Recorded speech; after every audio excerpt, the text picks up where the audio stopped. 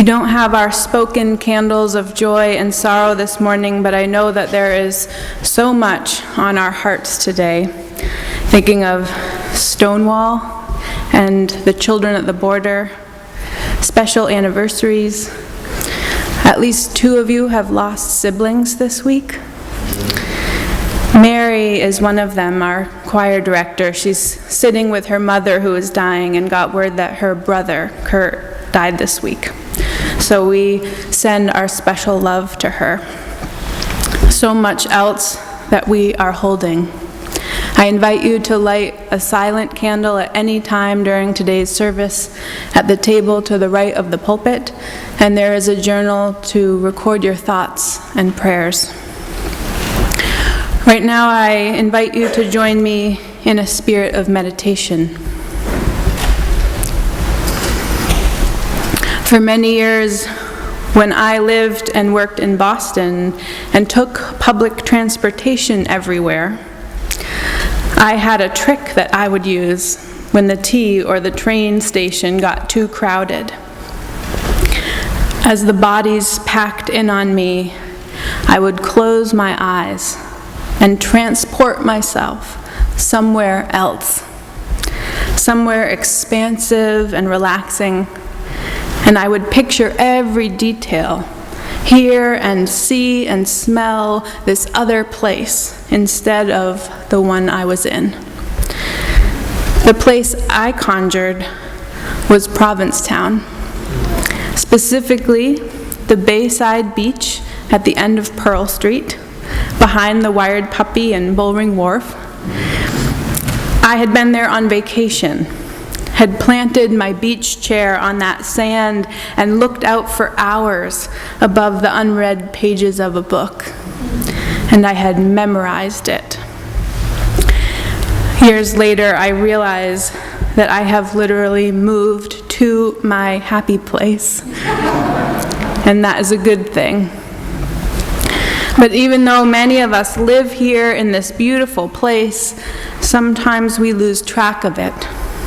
And only by focusing in on the details of it can we learn to appreciate it again, as if it were the very first vacation we ever spent here, or as if we were a child again growing up here, or as if we were stuck on a crowded, sweaty, slow-moving train, and this was our only escape.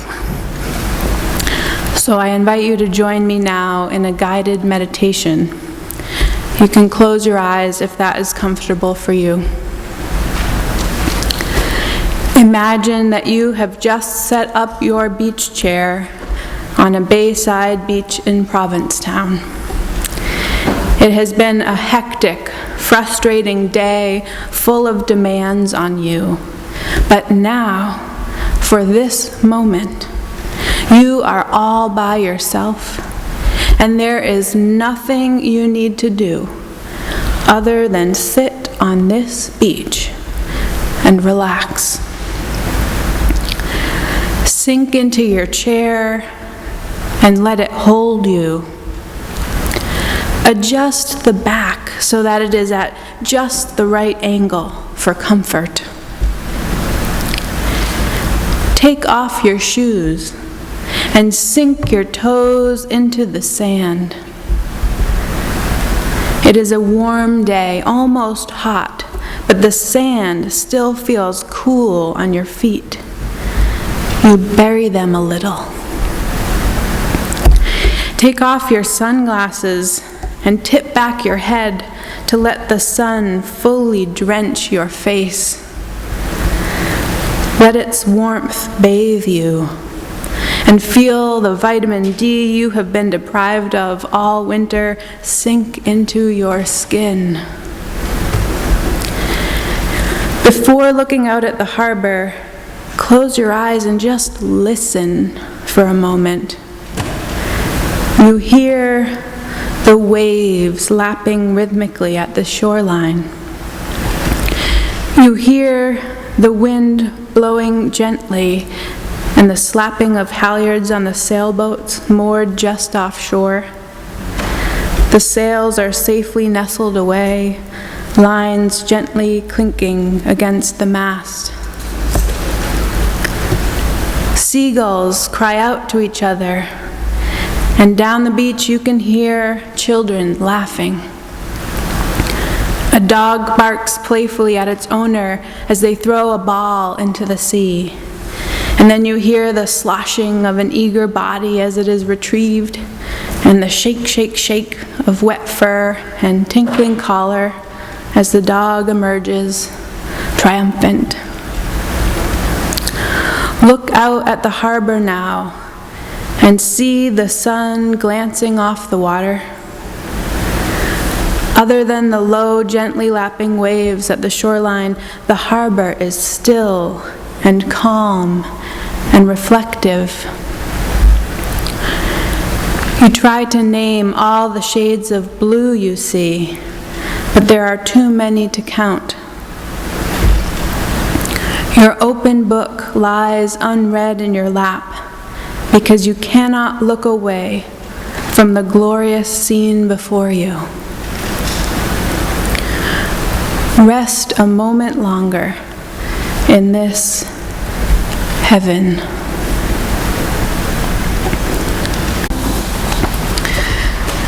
This morning we are exploring how artists have been inspired by this place. So I invite an amazing writer, Kate Wallace Rogers, to give our reading this morning, which is a poem of hers. Thank you, Kate. I too have come to live in my happy place, and dreams are coming true right and left. Surrender. Everything falls in place. Just as I awaken, the author of my space, spilled ink blue windows open and overflowing. A flush of saffron light soaks my skin, so sure all I need to do is write. It's all there is left.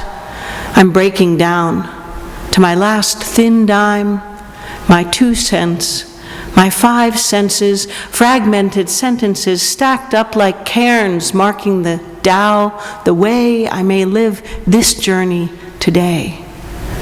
I will live on love.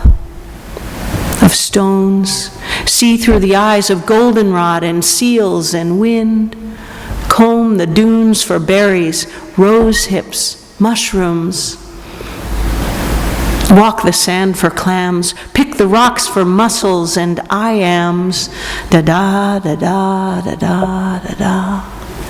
I am not what I fear, the rising tide, the shark fin near. No need to explain the lure of shadows, how my words swim around footprints. I own my shame. How do you do? Why compare me to whomever as if I could be something I'm not? No more trying to fit in, to be that other, mother, lover, brother. Just stay in this space of creative conviction, convinced I am all I need to be, to love the real me, the one who lives relentlessly. Tell me, what else could I do? Whom else could I surrender to?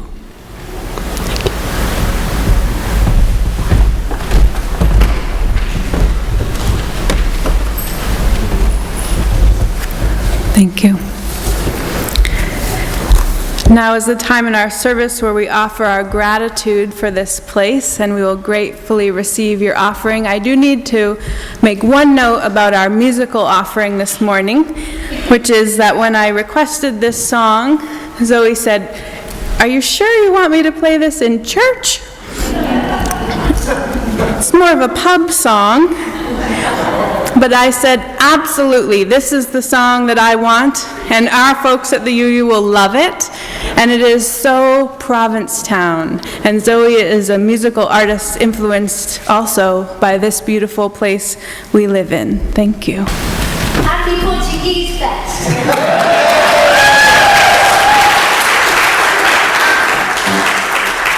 I love that they asked me to do this one because this beautiful town. This is my happy place. And almost 30 years now I've lived here, on Washer Shore. And each year I find new layers. You know, we've got the writers, the artists, the Portuguese, the UUs, there's millions of layers, and all the mushroom pickers, the berry pickers, the leather week. We all come together in a beautiful melange, and sometimes it gets crazy on Commercial Street, and I used to live next door to Spiritus, and it would get a bit much, yet completely inspiring. And I would go on my bicycle and escape. And I found when Commercial Street was crazy busy, I would just have to pop along the pier, and there'd be a whole nother world. And sometimes I'd have my gigs, and at midnight I'd finish, and I'd put my squidding pole over my shoulder and head down to the pier, the Macmillan Pier, and voila, there would be Portuguese there fishing. I would stay up till 4 in the morning, and they taught me how to catch squid. Now we have a lot of Asian people who come, a real mixture of people. Sometimes I meet people I met 10 years ago. There's not many places that you can go as a woman on your own at the end of a fishing pier at 4 in the morning. I feel completely safe. And I sang this song, I wrote this song inspired by our beautiful town and the art of squidding. And I travelled around singing this. I remember, I said to Kate, it's a pub song, and I sang it in a beer house in Germany. And no one knew what on earth I was talking about. What I'm trying to say, they had their beers in their hand and they all joined in. So please will you help me on this chorus? And if you don't know the words, it doesn't matter, just pretend you're German. In the town in all moonlight, away from the bustle of tourists and taffy and pizza and beers, there's a place where I go where the moonlight is swimming with stars, the fishing boats down at the pier. I'm not one for clubbing, I really must say, I feel much more like dancing when I'm underneath the Milky Way. Hold my hand and my heart, if you like me, okay. Let's go swimming with the grandpas and boys. I'm really not kidding. For the summertime joys, I got ink on my hands and a jig on the line and enough in my bucket for tin time. Let's go swimming, grandpas and boys. I hope you memorized that. The seagulls come squabbling over a fish head until those one-legged instructions begin. There's a splash of a pass and the lines start crossing, and 200 tentacles wrap all their skin. Teased a little from out of the deep, you will find that your heart's beating fast for the rest of the week. Wide awake while the trolley cars and the dancing cops sleep. Let's go swimming out the boys with the ground. I'm really glad it's the summertime joys, the summertime joys. I got ink on my hands and a jig on the line, and enough in my bucket for till the time. Let's go swimming, grandpas and boys.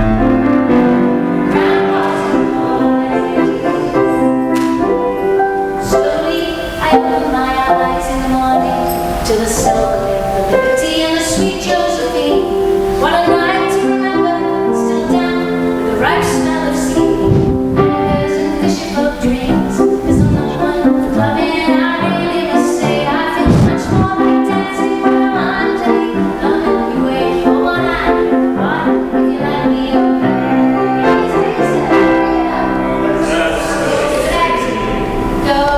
Squidding, yeah, with the grandpas and boys. I'm really not kidding. For the summertime joys, I got ink on my hands and a jig on the line and enough in my bucket for till the time. Let's go squidding with the grandpas and boys. One more. can you raise your glasses, please? Let's go squidding with the grandpas and boys. I'm really not kidding, for the summertime joys. I got ink on my hands and a jig on the line and enough in my bucket for dinner time. Let's go squidding with me and Lisa and the grandpas and boys. Oh yeah! Happy Portuguese Day!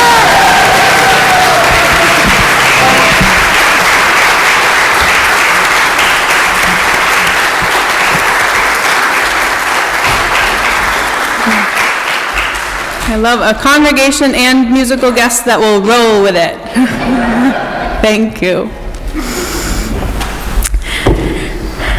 This morning, as we explore how this place called Provincetown has shaped or formed or seeped into us, I have relied on the artists in our midst for their perspectives.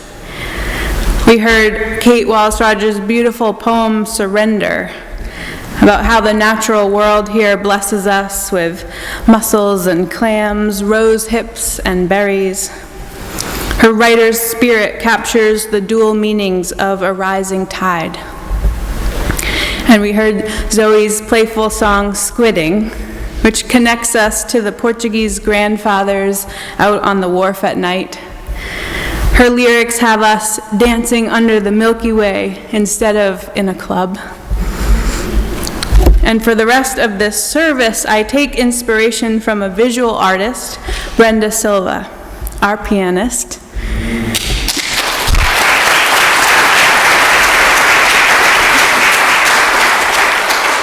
We have a few of her paintings here on display by our altar, and I hope you will take a closer look at them before you leave today. I asked Brenda if she would like to speak this morning about the Portuguese festival and the blessing of the fleet, which are so tied to her Portuguese ancestry and upbringing here in Provincetown, and also to her amazing artwork. And she said, never. And then I asked her if I could speak this morning about her Portuguese ancestry and upbringing and her amazing artwork. And she said, okay. So this is probably torture to Brenda, who is very shy.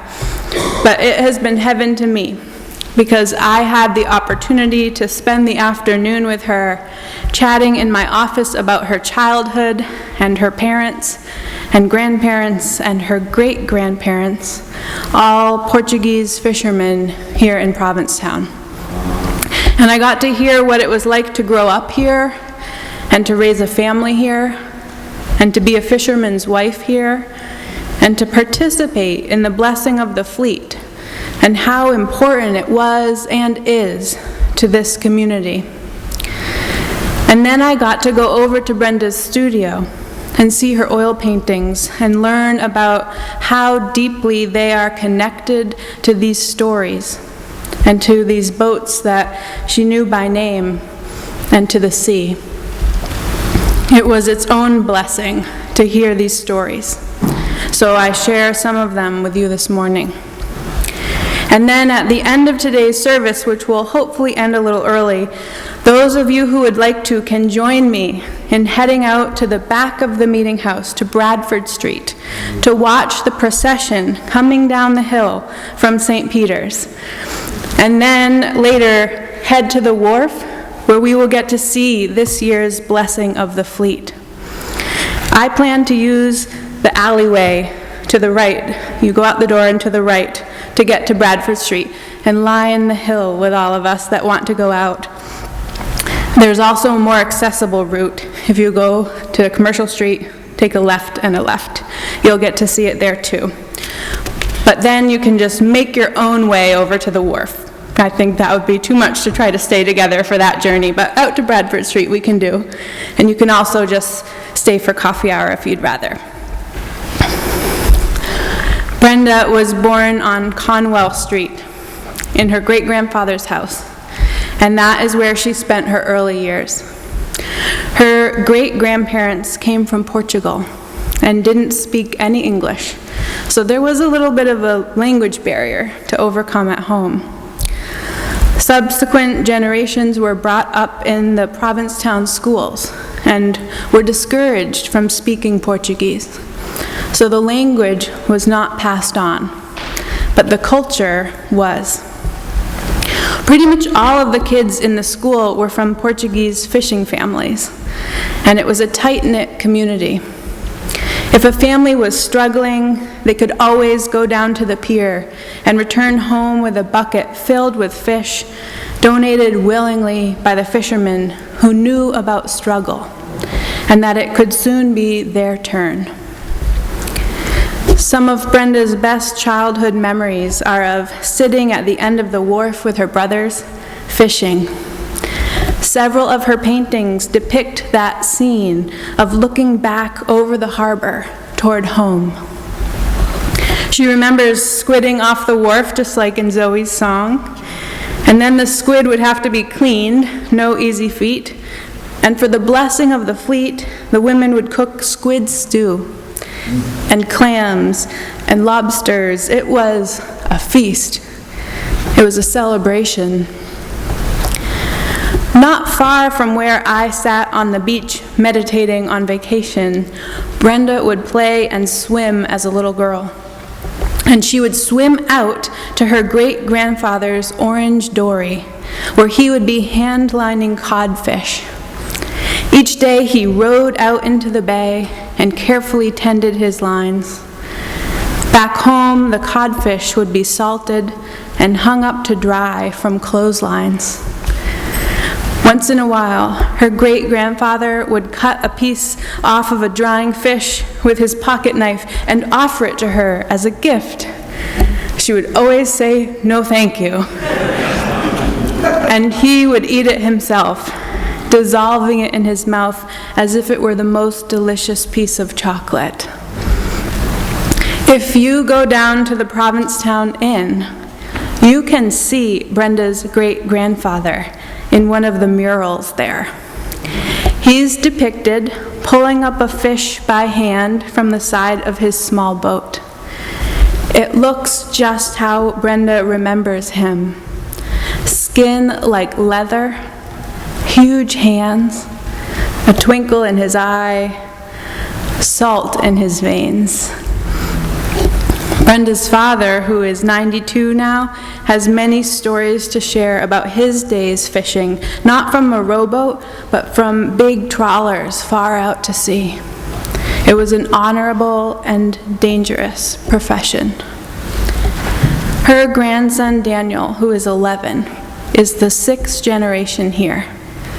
And his grandfather is teaching him the way of the sea. He is learning the lingo and how to read the clouds and what direction the wind is blowing. Daniel won't become a fisherman probably, but he is learning the stories. And little Grace declared just the other day that she knows how to fillet a mackerel. She is 5. At age 14, Brenda took the job of church organist at St. Peter's. That was in the old building before it burned down and the new, more modern church was built in its place. Brenda graduated from Provincetown High School in 1971. She married a local and began her life as a fisherman's wife, enduring all the joys and hardships her mother had experienced as a fisherman's wife before her. The men at sea for a week at a time, caring for the children alone, taking care of the house. When the day came to buy their own boat, they named it the B Trio for the wife and daughters waiting at home, Brenda, Brianna, and Brett. And in honor of the music they were all making together all the time. It was always a musical house, and so it was a musical boat. If a hurricane should hit Provincetown, the men went out to their boats to weather the storm in the harbor. It was the women who boarded up the windows, who gathered flashlights and kerosene lamps, who calmed the children. Portuguese women are a strong lot. They are independent and resourceful. They would never pay someone to paint the house. Why would they? They did it themselves. At dinner time, Brenda would watch the sea for the return of the bee trio. When she saw the familiar shape rounding Long Point, she would call all the other women and say, "The bee trio is coming in." And they'd all start putting dinner on the table. Everybody knew the boats by what they looked like, even from a distance. I asked Brenda why she uses so much orange in her paintings, if it represents anything. "Rust," she said. "Wear and tear. Fishing boats are not pretty." But just in time for the blessing of the fleet, the boats would all be hauled out on dry dock and get a scrub down and a fresh new coat of paint. As Brenda put it, new paint, new nets, new gear, and new hope. The first day back on the water would be for the blessing.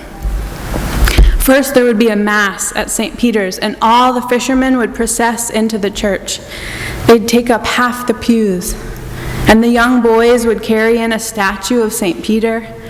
Brenda has a picture of her brother proudly carrying the saint, also a fisherman. Then it would be time for the procession down to the pier and for the blessing. Each boat would circle past the end of the wharf for a blessing by the bishop. And it was so quiet and holy. It was a very spiritual experience.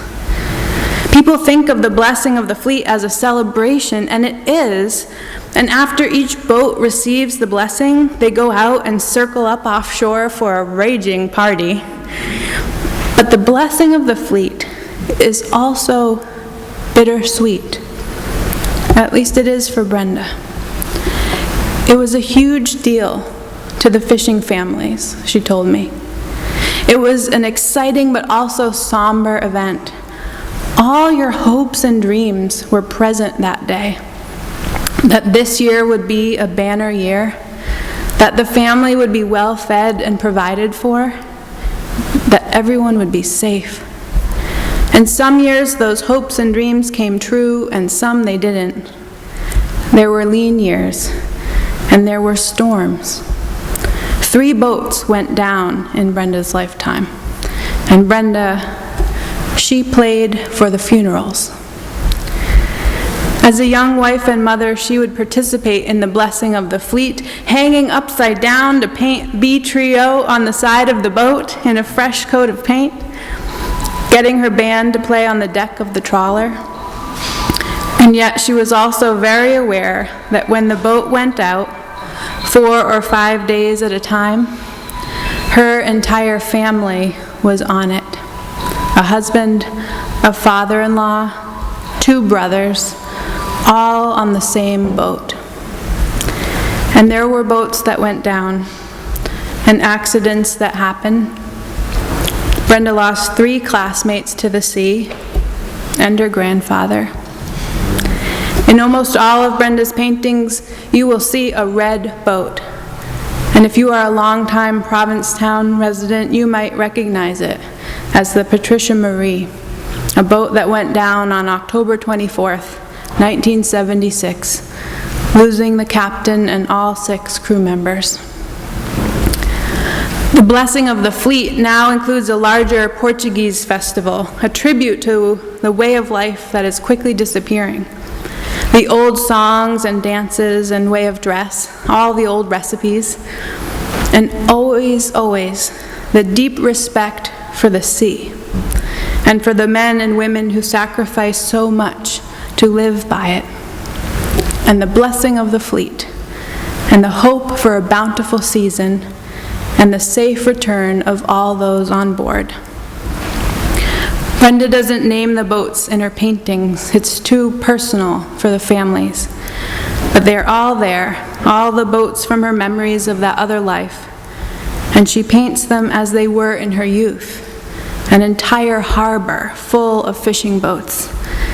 There are a handful of trawlers out there now, but there used to be 200. And that is what you'll see in her paintings. Brenda can't watch the parade or the blessing anymore. Sometimes those songs she played at the funerals are played for the festival weekend, and it opens her up. Too many losses, too many memories. That world seems very far away now, that life. But it comes back to her each time she sits down to paint, and it is vivid and present in her paintings. Those of us who didn't grow up here don't have those memories to call to mind, but we do each have our own memories of a town that is constantly changing. We can recall in nostalgia our first time here, or what it was like 20 years ago. I can still, when I close my eyes, transport myself to that East End beach, or I can walk down there. It is much the same, though not much else is. But we too have changed, in part because of this place. And we have made art, and we have made friends, and we have made a community here where we can just be the real me, dancing under the Milky Way. But there is something so special about also having a window into how things used to be when this was a small fishing village, a town that the Portuguese grandmothers and grandfathers knew and loved. And so I invite you to experience the blessing of the fleet today with a new reverence for its ritual, because our friend Brenda has explained it to us. It is bittersweet.